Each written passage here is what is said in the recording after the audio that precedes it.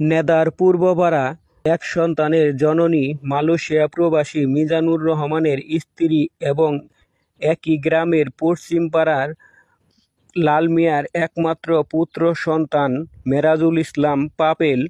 তিনি এখনও পাশের গ্রাম দুহার বড় মসজিদে ইমামতির দায়িত্বে এবং এর পাশাপাশি ময়থা পুরাতন বাজার জামিয়া আরকাম নামের একটি ইসলামিক শিক্ষা প্রতিষ্ঠান গড়ে তোলেন। তার শিক্ষা প্রতিষ্ঠানের এক ছাত্রীর অসুস্থতাকে কেন্দ্র করে তার ছাত্রীর মায়ের ঘরে ঢুকেন।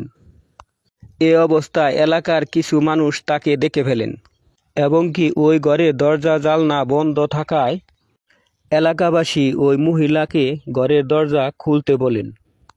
অতঃপর মেরাজুল ইসলাম পাপেল নামক এই ইমামকে মহিলার ঘরের খাটের নিচ থেকে গ্রামবাসী টেনে বের করেন এবং কি সে গণধোলাইয়ের শিকার হন।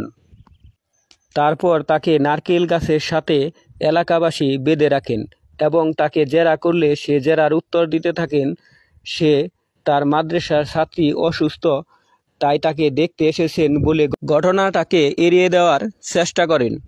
এলাকাবাসীর কাছে জানা গেছে এই ঘটনাটি আজই প্রথম নয়, এর 2 মাস আগেও এই মহিলার সাথে এরকম অনৈতিক কাজে তিনি ধরা খান।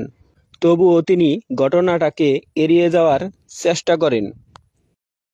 2025 সালের 11 সেপ্টেম্বর রোজ বৃহস্পতিবারে এ ঘটনাটি ঘটে।